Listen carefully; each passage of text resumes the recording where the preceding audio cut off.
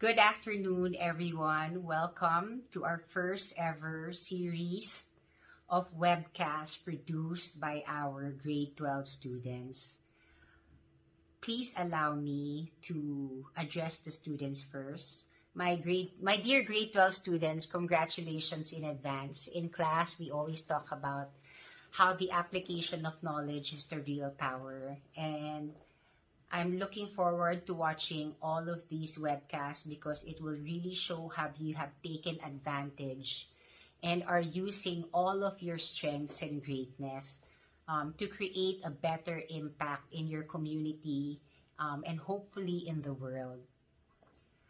To our speakers, the coordinators, and especially Sir Redem, for taking time to guide the students and sharing your knowledge and expertise in these relevant topics.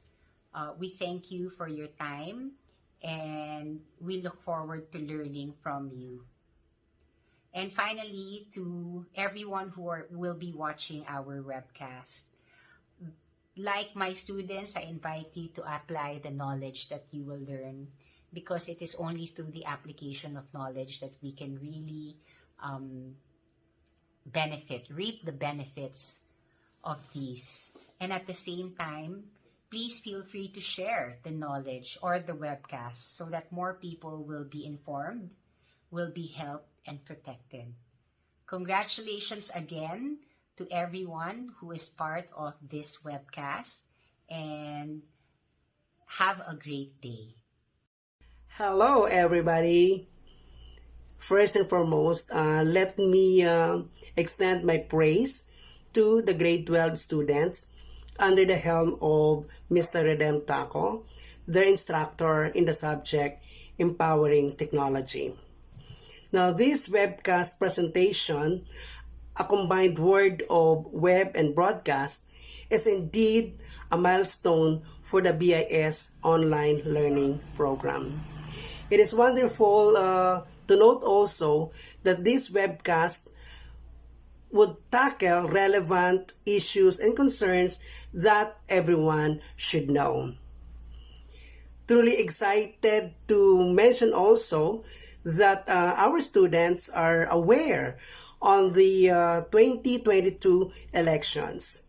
They may not be qualified yet to vote, but the interest to be informed as regards the relevance behind this election is a proof that they are part of the society. I'm also looking forward to seeing how this event would be able to juxtapose two related topics: cybersecurity and threats online. Being in the era of technology, every user or owner needs to be protected from cybercrime, hackers, spyware, computer viruses, and the parameter of the data protection policy.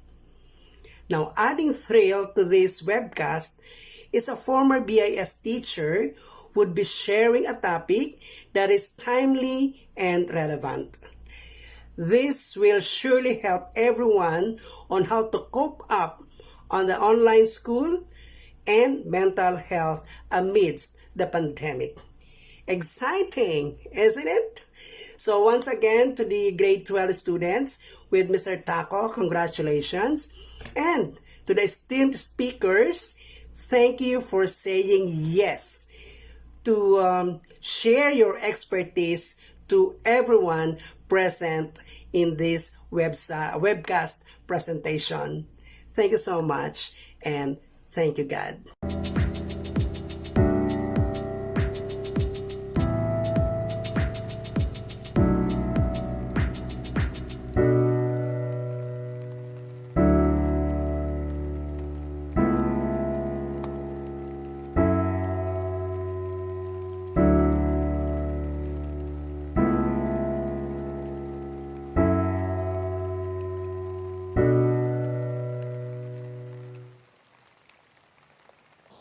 Hello, good afternoon, viewers. We are grade 12 students of BIS. and today we will be discussing how to deal with stress in online learning with three special guests. My name is John Marvins Magaling, My name is Andre Santiago. I am Andre Santiago. and my name is John Marvins Magaling, and we'll be asking you a few questions about how to deal with stress in online learning. So, can you introduce yourself first? Hello, my name is Sabina Santiago. I'm from grade 10. Yeah, okay, thank you. So, for the first question, what are your thoughts on online learning? I think it's fun, but we have to wake up early. So I think, in my opinion, it's really hard to wake up early. But other than that, it's been fun. The teachers are very accommodating, and our classmates have been answering a lot during classes. I see. So, do you like it more than face-to-face learning? Um, you could say 50-50 because there's more interaction when it's physical. Unlike online, we're just there to learn the lessons and then we can't do that much with our classmates and with the teachers. Yeah, I see. So, the second question is, do you find yourself more stressed now compared to face-to-face classes? Yes, because of the workload, it's been piling up recently since exams are near. So I think, in my opinion, it's really hard to catch up because if you miss one day of online classes, the next time you come back to that certain class, it's gonna pile even more. Yeah, I see. So, the third question, Dre? Is there anything you do to relieve the stress from your online classes? Yes, I watch YouTube, I watch Netflix. I make sure to do other activities like art classes and dancing. Yeah, okay, that's it for the interview. Thank you for answering our questions, Sabina. Thank Thank you. you. Thank you. Okay, how are you boys? We're doing good, po, Miss. Okay, So, good since afternoon, good po, Miss. Uh, afternoon. my name is Jo Marie, and my partner is Trey. And we'll be asking a few questions about how to handle stress during online classes. Okay, So, Dre? Hi, Miss. Good afternoon, Miss. Nice to meet you, Miss. Question number one. For you, is it more stressful to teach students in online classes? If yes, how is it more stressful? If no, how is it less stressful? I'd rather say that well, the stress comes in when teaching becomes more challenging. This year, I must admit that teaching online has been very challenging because, for one, the structure is so different. Like, this is not my comfort zone. Okay, my classroom is my comfort zone, and teaching online, I've never done this before. So I kind of had a difficulty adjusting to the idea that I will be teaching online and not in my personal space, which is a classroom. The second one, it is challenging because I am not a very techie person. So um, probably part of me is not open to learning new things in terms of new technology, but I will have to like embrace the idea that for this school year, I will have to be open and accepting to new learnings, especially in the technology area of school. So there. And then the third one, I'd say it is challenging because the preparations are different. So, unlike when we were in physical school, when books are readily available or materials are readily available, but now we have to like find resources online or whatever we have here at home. Plus the fact that since you have no books available.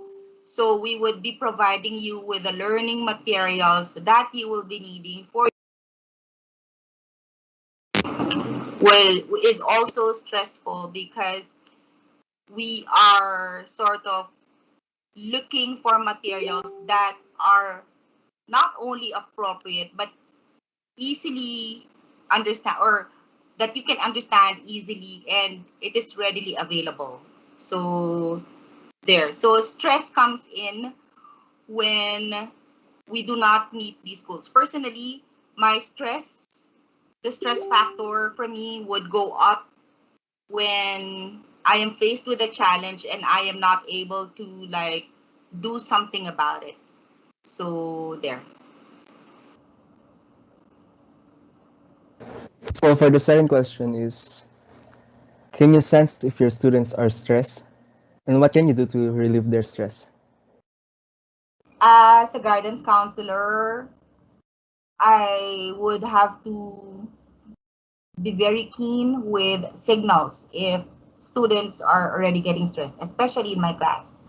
Um, for me, I feel, or I know, my assumption is that students are getting stressed when they do not attend classes, or when they refuse to turn on their cameras, when they refuse to participate in activities online. So I feel that it is not that they do not like to participate, or it is not that they do not want to follow the house rules in online classes, but I am feeling that because their stress levels are also going up, and it's a pent up emotion, so it manifests in the behavior in the online class. So I am just very lucky also to be having students who are very open or vocal in saying that online class is not working for them, that it gets them frustrated because they are not able to feel exactly that they are in a classroom, and that they are not actually learning so much because it is not a platform that is suitable for them. So yes, I sense that, and I feel it also.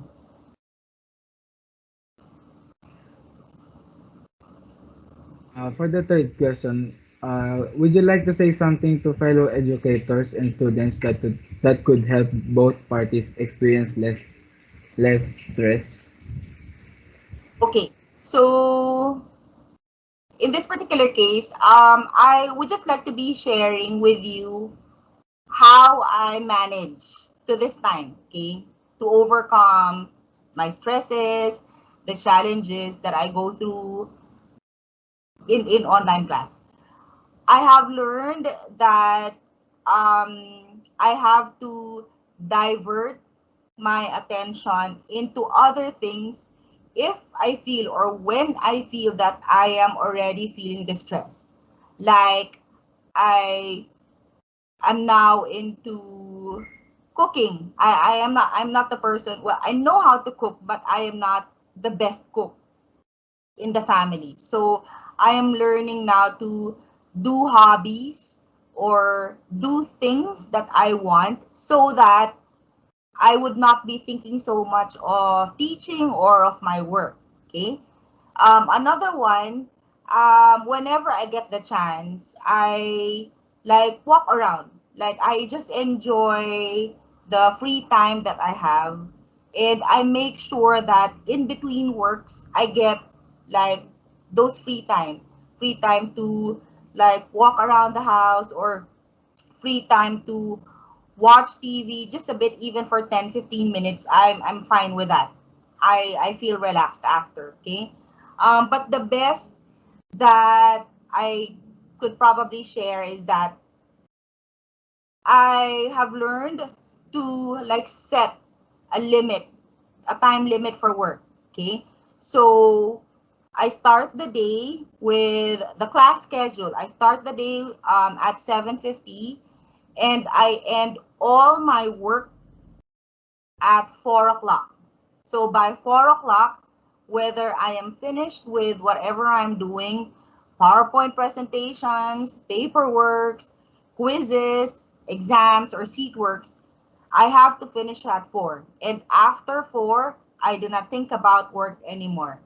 as much as possible after 4 o'clock, I do not entertain queries or questions. But of course, like students would be needing support, and I welcome that. Okay, but I try to, as much as possible, handle everything or at least finish everything by the time that I set, so that I will not be overwhelmed with work so much. Because, well, it is not also healthy for us adults to be working so much when um the like the structure is not like the typical one that we used to.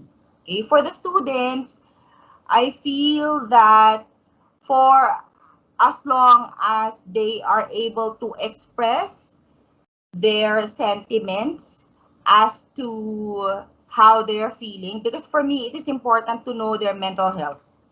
Okay, and I would like to find out where they are in terms of their feeling and acknowledging it.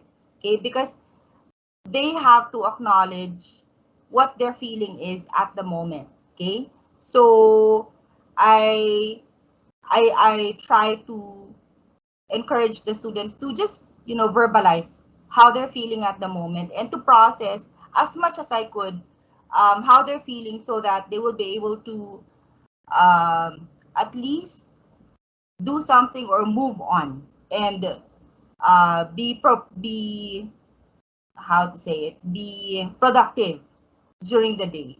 So there. Thank you so much for answering our questions, Miss. And I think your answers are really helpful for the viewers, and including myself. But before we end the interview, can you leave a message for our viewers? I know that at this time it is very difficult for us educators to be relating with our students, especially because the students are not used to being confined at home 24/7. And as individuals, as social individuals, uh, they need their relationships to flourish, to thrive. But like what I always say, we all have roles to play. And I just pray that despite this pandemic, we come together as a team and support each other. And we let the students feel that we are with them, we are one with them, that we understand how they exactly feel, and that we assure them that there is an end to what is happening around the world. So good luck to us, good luck to everyone, and good luck to your group. I commend you for your very nice and timely topic. Thank you, Miss. Thank you so much, Miss, for joining this interview and for that wonderful message. Have a great day, Miss. Likewise, bye. Bye, Miss. Thank you, Miss. So, good afternoon, Miss. My name is Drummer Vince Magcali, I'm Andre Santiago. and we'll be asking you a few questions about how to handle stress in online learning. Okay. So, for the first question, what are your thoughts on online learning? Okay. The first thought that comes into my mind is that I wish it would end right away. Mainly because if online learning ends, it means the pandemic is also over, and we really want to get over with this pandemic, right? But as a teacher, and I'm also a graduate student, so I'm seeing things from both perspectives as a teacher and as a graduate student. Because of online learning, so many opportunities are lost. Opportunities like learning outside the classroom, because you don't only learn from books, you don't only learn from your teachers. You learn from interacting with other friends from other levels. You learn from interacting even with the cafeteria lady, even the school guard. And all these opportunities are lost. And more than that, so much potential is wasted. I know kids don't only shine inside the classroom, they also shine outside the classroom. Like, for example, during Sports Fest, I see kids shining during basketball games, and all these opportunities and these chances for you guys to shine are gone. It's really hard to shine now outside the four corners of your screens. So yeah, those are my thoughts on online learning. Yeah, even as we miss the interaction with other students. Yes. So the second question. What do you think is the most stressful aspect of online learning? Okay. Um, the most stressful part for me is the lack of social connection because humans are actually social beings. We love connecting with other people. And right now, it's hard to connect with people via webcam. Imagine when you connect with other people, you use your eyes. You look at them. Sometimes you can talk through eye contact, right? But right now, how can you do eye contact when your camera is right there, but the person you're looking at is on the screen? So it's so much harder to do connecting. It's so much harder to connect with each other now. And because it's hard to connect to others, it's so much easier also to feel alone in this online setup. Like you're doing things just by yourself. And a good example for this is when we had the face-to-face classes. You would take exams with your classmates, right? In the same classroom. So you see, there's like a sense of unity among you. But right now, when you take exams on the internet, yes, you are in the same online classroom, but are you really together? Are you really united as one? So that's one thing. And as a teacher, it's also hard for me to connect to my students. I am currently teaching kids I have never met before. And these kids, when I talk to their guardians, they're telling me that they want to see me in person. These, especially primary students, they love hugging their teachers.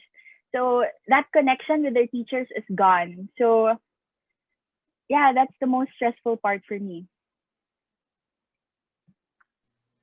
So for the third question is, which is a better or more effective way of learning? Face to face or online? Okay. We've only had online classes for a year, right? So it's really hard to say whether which either one of you is the better option, but and it's also different for everyone. Some people like this online learning setup, some people like face to face. It's different. But since we've been doing face to face much longer, all my life I've done face to face classes since I was in kinder. I've done face to face. So I would in a heartbeat choose face to face learning. As for my reasons why I choose face to face learning, well, first, as a teacher, it's easier for us to identify children who are struggling when we're in the face to face setup. So I immediately see a kid having a hard time with the math problem. So I go to the kid right away. I help them personally. And right now in online learning, what I do to at least try and see who does not understand, I ask them to put their thumbs up if you understood and then raise your hand if you have a question. The kids now are just putting all their thumbs up. And then I would only find out later on that they didn't understand the lesson because there's no connection. I think they're also scared that the teacher might get mad if they ask more questions. So that's one of my reasons. Another one is that in online learning, time is limited. You have limited time with your teachers, right? Unlike in face to face, where it's guaranteed that you will see your teacher the next day, or you can go to your teacher in their office and then ask them questions. It's not the same for online learning. Teachers also don't want to put you guys in front of your computers for too long because we know the effect of blue light for the kids. So the limited time is also a problem. And also, this one is a personal experience. I always ask my kids to mute their mics because imagine if all the kids are unmuted, you will hear them talking at the same time. It might be chaotic. So, and there's also the sound of their siblings playing. So we ask them to mute. But let's say, for example, I want to lighten up the mood. I want them to laugh at a joke. I want to pop a joke. I would pop a joke, but I won't hear anyone laughing. So it feels incomplete. Feels like I cannot really identify whether the mood was lightened up or something. So it feels incomplete. And yeah, basically face to face learning, it's so much easier to connect to your students. It's so much easier to connect with your teachers as well. Yeah, face to face, definitely. Yeah, I think I get it because it's also hard to communicate with my classmates when there's group works as well. Yes, yes, correct. I understand that. So for the fourth question, What do you think about the students calling for an academic halt. Do you agree Okay. with it or not? All right. This is a long debate. It's been going on since the beginning, but I strongly disagree with academic halt. Um, to solve the problem, we have to go back to the root cause of the problem or the reason why we're in this situation. Can somebody tell me what do you think is the main reason why we're here? Yeah, go ahead. At the top of your mind, what do you think? The reason why we're having online learning. because of the pandemic. Yes, simple. Because of the pandemic. Because there is no proper response to the pandemic. So we have, instead of um, stopping education altogether, we have to go back to the problem and solve the problem. And yeah, we need to have a better response to the pandemic so that online learning can stop. And more than that, when we say academic halt, we're also talking about time and livelihood.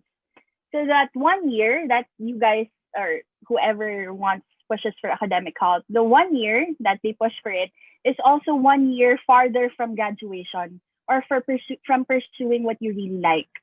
Because remember in college you get to take a course that you really want. So that's 1 year farther from it. And although some people might like that 1 year gap year, but others they just want to finish school and start doing what they want. And we're also talking about livelihoods. So academic halt, if you push for academic halt, it means teachers will also lose their livelihoods. Their teachers, some of them might be the sole earners of the family. Some of them might be the breadwinners of their family. Some of them might be paying for the debts of their family. So if you push for academic halt, it means taking away their livelihoods and taking away their income. So that will only add to the problem of unemployment. Our unemployment rate right now is extremely high. So we don't want to add to that anymore. We don't want our teachers suffering. So yeah, I strongly disagree with academic halt. So for the fifth question is, what do you think teachers can do to accommodate students who are struggling with online learning? Okay. All right. Personally, as a teacher, I'm also struggling with online learning, but I remind myself to be more understanding of the kids. Not all children have the same setup at home. Some of the kids are blessed to just stay in front of their computers the entire day and not worry about anything at home. But some kids, they have to do their chores. They have to take care of their younger siblings. So it's really different for everyone. We have to be more understanding of that. Some kids can handle stress better than the others.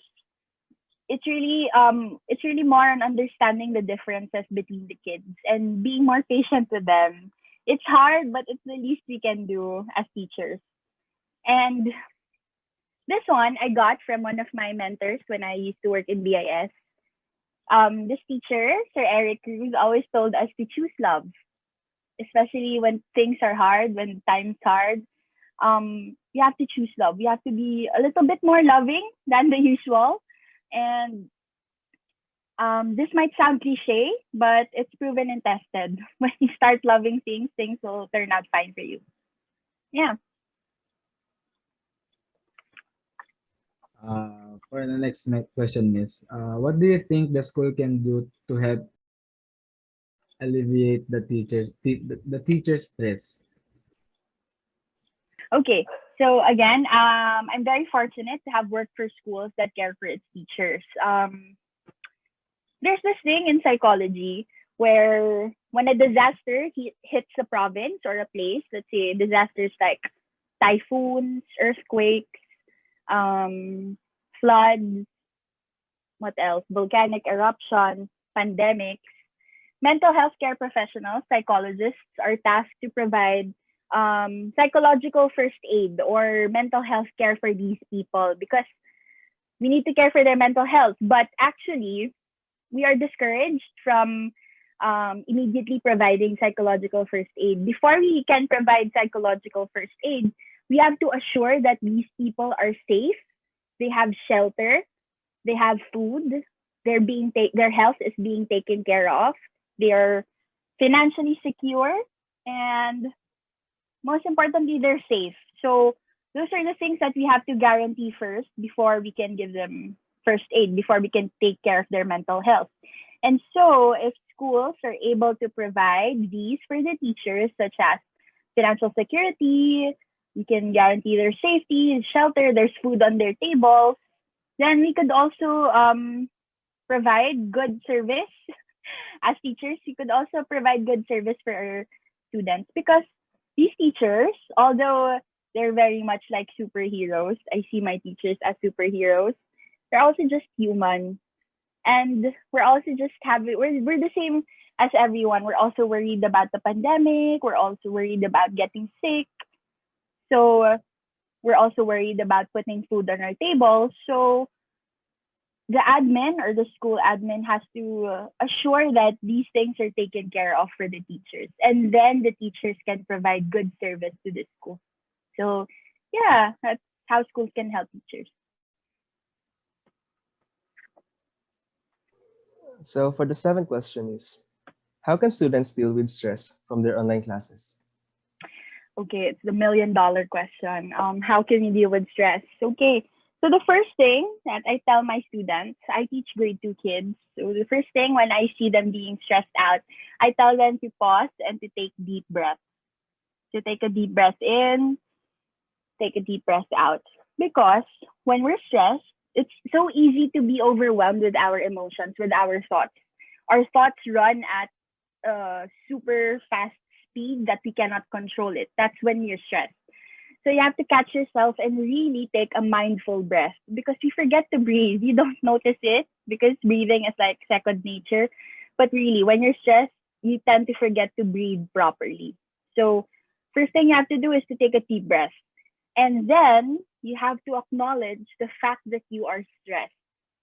Some people have this fight or flight tendency when they're faced with stress, where they either fight the stress or they run away from the stress. So instead of running away from the stressor, you have to acknowledge that, oh, I'm stressed. I feel stressed. I have to do something. So you have to acknowledge that you're stressed. Next, you have to identify what's stressing you out. Okay, you cannot just say, oh, I'm stressed, I'm so stressed, but I don't know why. There is a reason. You have to find out what the reason is, identify it, and then you have to talk it out. Maybe you have a friend, a sibling that you can talk to, a parent if they're available, or teachers if they have the time, you can talk to them. But if you're not the type to talk with someone, you can also just write it out or journal it. Okay, write it out on a piece of paper. Journaling has proven good effects on the mental health of people. So basically, I just don't want people bottling up their emotions. I don't want you keeping to yourselves your stressors. You have to let it out. Because let's say, for example, you have a Coke bottle. You put stress on it by shaking it. What happens to the Coke bottle when you put too much stress on it? It will pop out. It will pop out. It will burst, right? The same Yes. goes for humans. When you put too much stress on humans, at one point they will burst. Okay, so we have to avoid that from happening. So we have to let it out. And then I also want you to forgive yourself. Most of your stressors come from mistakes, the past mistakes that you've done. There is no point in crying over spilled milk. Okay, what you have to do is to learn from that spilled milk. Why did that milk spill? Okay, so you have to learn from that situation. You have to forgive yourself. It's okay to make mistakes, but you have to learn from it. And then I want you to know your priorities. I know you guys want to do a lot of things at the same time. You want to do schoolwork, you want to do games, you want to do all these things, you want to do music at the same time, but you have to know your priorities, which one is at the top of that list. And also take your time, okay? Don't hurry yourself up too much. No one is running after you unless the deadline is near, okay? Also, make sure to do something that makes you happy, okay? It's okay to play games in moderation. It's okay to watch funny videos. It's okay to just drown yourself in music if you want to. That's how you cope. It's fine. But you have to manage your time well. And also, I hope we don't forget to exercise, move around our houses a little bit because we're all stuck in front of our computers. We're lacking physical activities, so we have to exercise. That helps also and for your mental health. And lastly, I want you to practice gratitude. If life throws you lemons, say thank you. Thank you for all the little things that you're given because we're lucky to still be here in this world and experiencing many things. So I hope you can practice gratitude and watch for yourself, see for yourself in the future when you keep saying thank you, things around you will really become different in a good way. So yeah, those are my tips for handling stress. I actually agree with we need to let our stress out because some students Yes. just tends to keep their stress to themselves. So Yes. it keeps It's on not growing. healthy. Yeah, it keeps on growing. It's not healthy. Very good. For the E question. How can teachers deal with the stress of teaching online? Okay. All right. My tips for teachers are the same. They have to do the same things like breathing, acknowledging the stressor, identify what the stressor is, talking the stress out or letting it out, forgiving themselves, knowing their priorities, doing something that makes them happy, and practicing gratitude. It's the same for them. But I want them to add this one thing that a lot of teachers are forgetting. I hope for teachers to love themselves a little bit more, especially at a time like this. Your teachers, we love you very much. As a teacher, I love my kids so much. As a teacher, I've loved all the students I've taught. We give our love to you. That's why we're teaching you. We love you guys so much, but sometimes we forget to love ourselves. We give away so much of our love that we don't have any more left for us. So, especially at a time like this, I hope teachers can remember to love themselves a little bit more. They deserve that milk tea after a long day. I hope they don't take that away from themselves. They deserve to love themselves a little bit more. So, yeah, that's my tip for teachers. And that's all the questions, Miss. Thank you so much for answering our questions and joining the interview. But before we end the interview, Miss, is there anything you want to say or some advice or a message for our viewers and students? Yes, yes, I prepared a little something. Again, this might sound a little bit cliche, but I hope everyone, not just the teachers, not just the students, even parents and relatives who are watching this, that I hope we can all be a little bit more loving, especially at a time like this when we're faced with a huge problem with pandemic. I hope we can be a little bit more loving towards each other. We have to be loving towards others and towards ourselves, especially. Love can and does make a big difference. See for yourself. Love something or someone hard and then watch it grow. So, yeah, be more loving during this time. That's it. And thank you so much for the great message, Miss. Thank you, And Miss. that's the end of the interview.